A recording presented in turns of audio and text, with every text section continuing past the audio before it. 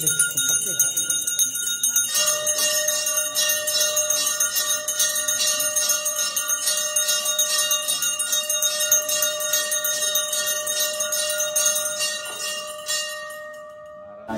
नन्दगोपकुमाराय गोविन्दाय नमो नमः।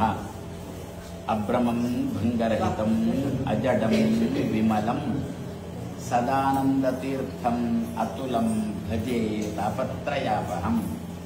व्यासराजतीर्थगुरुभ्यो नमः।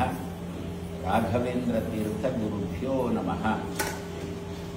ವಾದಿರಾಜ ಶ್ರೀಪಾದರ ಆರಾಧನೆಯ ಪರ್ವಕಾಲ, ವ್ಯಾಸರಾಜರ ಪೂರ್ವಾರಾಧನೆ.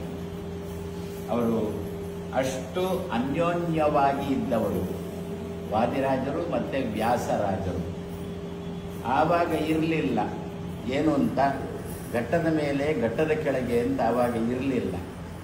ಎಲ್ಲರೂ ಮಧ್ವರು ಒಬ್ಬರೇ ಒಂದು ಘಟ್ಟವನ್ನು ತಲುಪಿದವರು. ನಾವೆಲ್ಲ ಘಟ್ಟದ ಕೆಳಗೇನೆ ಇದ್ದೇವೆ, ಇನ್ನೂ ಕೂಡ ಆ ಘಟ್ಟ ತಲುಪಲಿಲ್ಲ. ಘಟ್ಟ ಅಂದರೆ ಒಂದು ಹಂತ ಅಂತ ಅರ್ಥ. ಆ ಹಂತ ತಲುಪಲಿಲ್ಲವಾದ್ರಿಂದ ಮೇಲೆ ಕೆಳಗೆ ಅಂತ ಬಂದಂತೆ. ಹೀಗೆ ಮೇಲೆ ಕೆಳಗೆ ಅಂತ ಹೇಳುವ ಮೂಲಕ ಪಾಪ ಸಾಮಾನ್ಯ ಮಾಧ್ವರನ್ನೆಲ್ಲ ನಾವು ಮೇಲೆ ಕೆಳಗೇನೆ ಮಾಡಿಬಿಡ್ತಾ ಇದ್ದೇವೆ. ಸುತರಾಂ ಕೂಡದು ಜಗನ್ನಾಥದಾಸರ ಹರಿಕಥಾಮೃತ ಸಾರ ಕೇಳಿದರೆ ವಾದಿರಾಜರ ಕೋಶಕ್ಕೆ ಒಪ್ಪುವ ಅಂತ ಒಂದು ಮಾತು ಬರುತ್ತೆ. ಹೀಗೆ ಅಷ್ಟು ಅವರು ಅನ್ಯೋನ್ಯತೆಯಲ್ಲಿ ಇದ್ದವರು. ಅವರ ಭಾವನೆ ಹೇಗಿತ್ತು ಅಂತಂದರೆ, ನಾವೆಲ್ಲ ವೈಷ್ಣವರು, ಬಾಂಧವಾಹ ವಿಷ್ಣು ಭಕ್ತಾಶ್ಚ ಅಂತ ಹೇಳಿಕೊಂಡು ಆ ರೀತಿ ತಾವು ಸಮಾಜದಲ್ಲಿ ಓಡಾಡಿದವರು. ಒಂದು ಮಾತುಂಟು ಅವರಿಬ್ಬರ ಬಗ್ಗೆನೂ ಕೂಡ. ವಾದಿರಾಜ ಗತಃ ಅಂತ ಒಬ್ಬ ಶಿಷ್ಯ ಹೇಳಿದಂತೆ. ತಕ್ಷಣ ಅವ ವ್ಯಾಸರಾಯರ ಬಳಿಗೆ ಹೋಗಿ ಹೇಳಿದ್ದು, ವಾದಿರಾಜ ಗತಃ, ಉಡುಪಿಯಿಂದ ಬಂದ ವಾದಿರಾಜರು ಗತಃ ಉಡುಪಿಗೆ ಹೊರಟು ಹೋದ್ರು, ವಾದಿರಾಜ ಗತಃ ಅಂತ ಹೇಳಿದಾಗ ಅದಕ್ಕೆ ತಕ್ಷಣದಲ್ಲೇ ವ್ಯಾಸರಾಜರ ಬಾಯಿಂದ ಬಂದ ಪ್ರತಿಕ್ರಿಯೆ ವ್ಯಾಸೋಪಿ ಗತಃ. ವಾದಿರಾಜರು ಹೋದ್ರು ಅಂತಂದ್ರೆ ವ್ಯಾಸರೂ ಹೋದ್ರು ಅಂತ. ಅದರ ಆಂತರ್ಯ ಎಷ್ಟು ಚೆನ್ನಾಗಿ ಉಂಟು ಅಂತಂದ್ರೆ, ಈ ದಿವಸ ವ್ಯಾಸರ ಸಿದ್ಧಾಂತ ನಮ್ಮಲ್ಲೆಲ್ಲ ಉಂಟು. ಏನು ವ್ಯಾಸರ ಸಿದ್ಧಾಂತ? ದೇವರು ದೊಡ್ಡವ ಎನ್ನುವುದು ವ್ಯಾಸರ ಸಿದ್ಧಾಂತ ಅಲ್ಲ. ಹರಿ ಸರ್ವೋತ್ತಮ ಎನ್ನುವುದು ವ್ಯಾಸರ ಸಿದ್ಧಾಂತ. ದೇವರು ದೊಡ್ಡವ ಅಂತಂದುಬಿಟ್ರೆ ಗಾಣಪದರು ಹೇಳ್ತಾರೆ ಗಣಪತಿ ದೇವರು ದೊಡ್ಡವ ಅಂತಾರೆ, ಶೈವರು ಶಿವದೇವರು ದೊಡ್ಡವ ಅಂತಾರೆ. ಅದರಿಂದ ಹೊಸ್ತಿಲಲ್ಲಿ ದೀಪ ಇದ್ದಂತೆ ಮಾತಾಡುವುದು ಹಿರಿಯರ ಕ್ರಮ ಅಲ್ಲ. ಅದರಿಂದ ಸ್ಪಷ್ಟವಾಗಿಯೇ ಹೇಳಿದರು, ಹರಿ ಸರ್ವೋತ್ತಮ ಎನ್ನುವುದು ವೇದವ್ಯಾಸ ದೇವರ ಸಿದ್ಧಾಂತ. ಆ ಸಿದ್ಧಾಂತ ಎಷ್ಟರ ತನಕ ಭೂಮಿಯಲ್ಲಿ ಇರುತ್ತೆ ಅಂತಂದ್ರೆ, ವಾದ ಮಾಡುವವರು ನಾನೇ ದೇವರು ಅಂತ ಹೇಳುವವರಿದ್ದಾರೆ, ನನ್ನಂತೆ ದೇವರು ಅಂತ ಹೇಳುವವರಿದ್ದಾರೆ, ದೇವರೇ ಇಲ್ಲ ಅಂತಲೂ ಹೇಳುವವರಿದ್ದಾರೆ. ಹೀಗೆ ಅಂಥವರನ್ನೆಲ್ಲ ಮುಂದೆ ಕೂಡಿಸಿಕೊಂಡು ನಾವೆಲ್ಲ ಏನು ಮಾಡಬೇಕು ಅಂತಂದರೆ ವಾದ ಮಾಡಬೇಕು. ಅವರ ಜೊತೆಗೆ ವಾದ ಮಾಡಿ, ದೇವರು ಇದ್ದೇ ಇದ್ದಾನೆ, ನಾನೇ ದೇವರಲ್ಲ, ದೇವರಂತೆಯೂ ನಾನು ಅಲ್ಲ, ದೇವರೇ ಇಲ್ಲ ಎನ್ನುವುದೂ ಅಲ್ಲ, ಮತ್ತೆ ನಾನು ಭಗವಂತನಿಗಿಂತ ಪ್ರತ್ಯೇಕವಾಗಿ ದೇವರ ಕೈ ಕೆಳಗೆ ಇರುವವ ಅಂಥೇಳಿ ವಾದ ಮಾಡುವವರು ನಾವು ಆಗಬೇಕು. ಹಾಗೆ ಯಾರು ವಾದ ಮಾಡ್ತಾರೋ ಅವರು ವಾದಿಗಳು ಆಗುತ್ತಾರೆ. ಯಾರು ವಾದ ಉಳ್ಳವರೋ ಅವರು ವಾದಿಗಳು ಯಾರು ಗುಣವುಳ್ಳವ ಅವ ಗುಣಿ, ಯಾರು ಧನವುಳ್ಳವ ಅವ ಧನಿ, ಯಾರು ಜ್ಞಾನವುಳ್ಳವ ಅವ ಜ್ಞಾನಿ, ಯಾರು ಮತ್ಸರವುಳ್ಳವ ಅವ ಮತ್ಸರಿ, ಯಾರು ಯೋಗವುಳ್ಳವ ಅವ ಯೋಗಿ, ಯಾರು ಮೋದವುಳ್ಳವ ಅವ ಮೋದಿ. ಮೋದ ಉಳ್ಳವಲ್ಲ, ನಮಗೆ ಮೋದ ಕೊಡುವವ, ಆದ್ದರಿಂದ ಮೋದಿ ಅಂತ ಹೇಳಿದರು. ಅದೇ ರೀತಿಯಲ್ಲಿ ವಾದ ಉಳ್ಳವರು ಯಾರೋ ಅವರು ವಾದಿಗಳು. ಏನೋ ಚಾರು ಚೂರು ವಾದ ಮಾಡಿದರೆ ಸಾಲದು.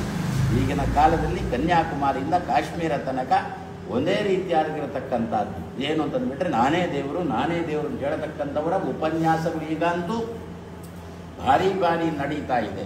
ಇವರ ಮಧ್ಯದಲ್ಲಿ ನಾವು ಕೇವಲ ವಾದಿಗಳು ಆಗದೆ ವಾದಿಗಳಲ್ಲಿ ನಾವು ರಾಜರು ಆಗಬೇಕು. ಅದೇ ವಾದಿರಾಜ ಅಂತಂದ್ರೆ.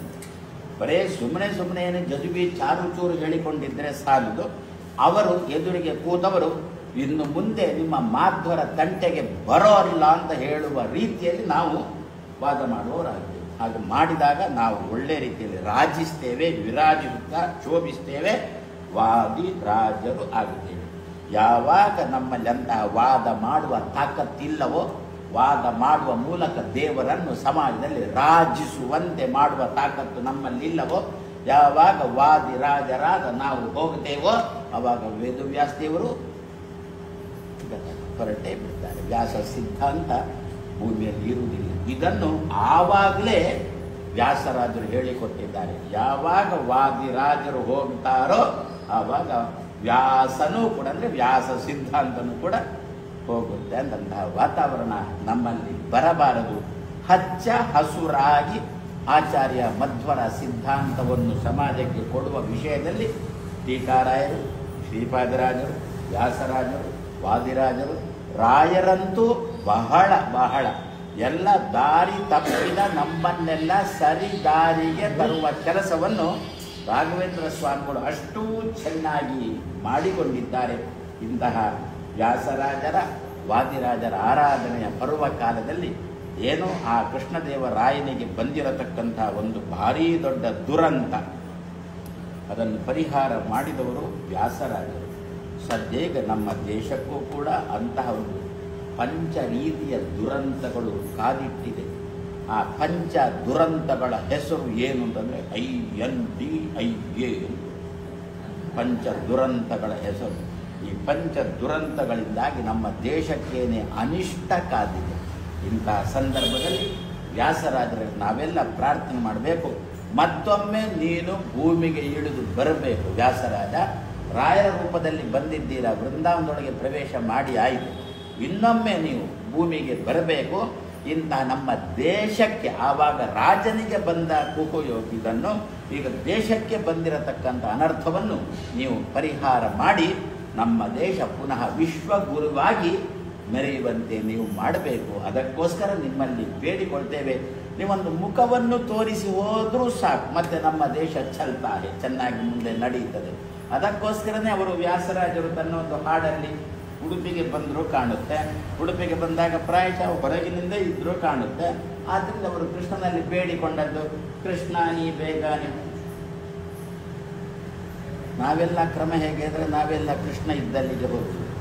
ವ್ಯಾಸರಾಯರ ತಾಕತ್ತೆ ಅನ್ನೋದ್ರೆ ಕೃಷ್ಣನೇ ಬಾರು ಅಂತ ಕರೆದಂತೆ, ಕೃಷ್ಣ ನೀ ಬೇಗ ನಾನಿದ್ದಲ್ಲಿಗೆ ಬಾ ಅಂತ. ಸಾಮಾನ್ಯವಾಗಿ ಕ್ರಮ ಹೇಗಿದೆ, ನಮ್ಮ ಊರಿಗೆ ದೊಡ್ಡವರು ಬಂದರು ಅಂತಂದರೆ ಯಾವಾಗ ಆ ಊರಿನವರೆಲ್ಲ ಹೋಗಿ ಆ ದೊಡ್ಡವರ ಬಳಿಗೆ ಹೋಗಿ ಬರಬೇಕು ಅಂತ ಹೇಳೋದಲ್ವೋ. ಕೃಷ್ಣನಿಗಿಂತ ವ್ಯಾಸರಾಜರೇ ದೊಡ್ಡವರು. ಯಾಕೆ? ಕೃಷ್ಣನ ಸಮಾಜಕ್ಕೆ ತೋರಿಸಿಕೊಟ್ಟವರಾದ್ದರಿಂದ. ಚತುರ್ಮುಖ ಬ್ರಹ್ಮ ಭಗವಂತನಿಗೆ ಅಪ್ಪ ಅಂತ ಹೇಳಿಕೊಂಡು, ಚತುರ್ಮುಖ ಬ್ರಹ್ಮ ದೇವರಿಗೆ ಅಪ್ಪ ಸಹ ಪಿತುಹು ಪಿತಾ ಆಸತ್ತು ಅಂತ ಹೇಳಿಕೊಂಡು ಋಗ್ವೇದ ಕೊಂಡಾಡ್ತಾ ಉಂಟು ಬ್ರಹ್ಮನ, ನೀನು ಅಪ್ಪನಿಗೆ ಅಪ್ಪ ಆದವ ಅಂತ ಹೇಳಿಕೊಂಡು. ಅದೇ ರೀತಿಯಲ್ಲಿ ಸಮಾಜಕ್ಕೆ ದೇವರನ್ನು ಚೆನ್ನಾಗಿ ತೋರಿಸಿಕೊಟ್ಟವರು ವ್ಯಾಸರಾಜರಾದ್ದರಿಂದ ವ್ಯಾಸರಾಜರು ಅಪ್ಪನ ಸ್ಥಾನದಲ್ಲಿದ್ದಾರೆ. ಅಪ್ಪ ಊರಿಗೆ ಬಂದಾಗ ಮಗನ ಹತ್ರ ಬಾರೋ, ನನ್ನ ಭೇಟಿಗೆ ಬಾ ಅಂತ ಅಷ್ಟು ಧೈರ್ಯದಲ್ಲಿ ಅಷ್ಟು ತಾಕತ್ತಿನಲ್ಲಿ ಕರೆದವರು ವ್ಯಾಸರಾಜರು. ಏನಂದ್ರು, ಕೃಷ್ಣ ನೀ ಬೇಗನೆ ಬಾರೋ. ಕೃಷ್ಣ ಪುರುಸೊತ್ತಿಲ್ಲ ಅಂದ. ಪುರುಸೊತ್ತಿಲ್ಲ, 8 ಜನ ಸ್ವಾಮಿಗಳ ಪೂಜೆ ಆಗಬೇಕಿಲ್ಲಿ, ಅದರಿಂದ ಬಹಳ ದೀರ್ಘ ಆಗುತ್ತೆ, ಊಟ ಮಾಡಲಿಕ್ಕೆಲ್ಲ ತುಂಬ ಸಮಯ ಬೇಕಾಗುತ್ತೆ. ಆಗೋ ತಕ್ಷಣದಲ್ಲೇ ಆಗಬೇಕು. ಬಂದು ಮುಖವನ್ನಾದರೂ ತೋರಿಸಿ ಹೋಗು, ಕೃಷ್ಣ ನೀ ಬೇಗನೆ ಬಾರೋ ಬಾರೋ, ಮುಖವನ್ನೇ ತೋರೋ. ಅಲ್ಲಿಂದ ನಮ್ಮಲ್ಲಿ ಚಾಲ್ತಿಯಲ್ಲಿ ಬಂದದ್ದು 10 ಕಡೆಗಳಲ್ಲಿ ಕಾರ್ಯಕ್ರಮ ಇದ್ದರೆ ನಮಗೆ ಹೋಗ್ಲಿಕ್ಕಾಗಿಲ್ಲ ಅಂದರೆ ಅವಾಗ ಯಜಮಾನ ಬಂದು ಮುಖ ಆದರೂ ತೋರಿಸಿ ಹೋಗಿ ಅಂತ ಹೇಳಿದ್ರು. ಅದು ವ್ಯಾಸರಾಜರು ಹಾಕಿಕೊಟ್ಟಂಥ ಕ್ರಮ. ಇದನ್ನು ನಿತ್ಯ ಈ ಹಾಡನ್ನು ಹಾಡೋಣ. ಯಾಕೆ? ಆ ಹಾಡನ ಆಂತರ್ಯ ಏನಿದೆ ಅಂತಂದರೆ ನಮ್ಮ ಸಮಾಜಕ್ಕೆ ವ್ಯಾಸರಾಜರು ಚೆನ್ನಾಗಿ ಸ್ಪಂದಿಸಿದ್ದಾರೆ. ಮುಂದಿನ ಸಮಾಜ ಏನು ಅಂತ ವ್ಯಾಸರಾಜರಿಗೆ ಗೊತ್ತು. ಅಪ್ಪ ಮಕ್ಕಳ ಮಧ್ಯದಲ್ಲಿ ಬಿರುಗು ಬರತಕ್ಕಂಥ ಸಂದರ್ಭ ಇದೆ. ಅಪ್ಪ ಇದ್ದಾನೆ, ಮಗ ಬಂದು ಅಪ್ಪನನ್ನು ನೋಡಿಕೊಂಡು ಹೋಗುವ ಹಂತದಲ್ಲಿಯೂ ಇಲ್ಲ.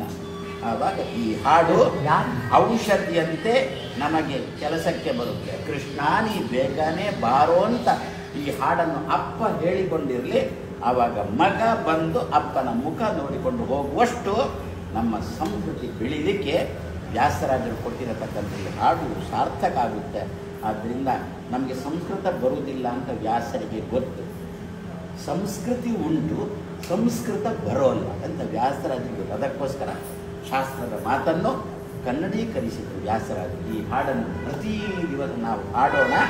ಅಪ್ಪ ಮಕ್ಕಳ ಸಂಬಂಧ ಸಮಾಜದಲ್ಲಿ ಚೆನ್ನಾಗಿ ಇದ್ದು ಇನ್ನೊಬ್ಬರಿಗೆ ಆದರ್ಶಪ್ರಾಯವಾಗಿರಲಿ ಅಂತ ವ್ಯಾಸರಾಜರ ಅಂತರ್ಯಾಮಿ ಕೃಷ್ಣನಲ್ಲಿ ಪ್ರಾರ್ಥನೆ ಮಾಡ್ತಾ ಎರಡು ಮಾತನ್ನು ಕೃಷ್ಣಾರ್ಪಣಂ ಅಸ್ತು.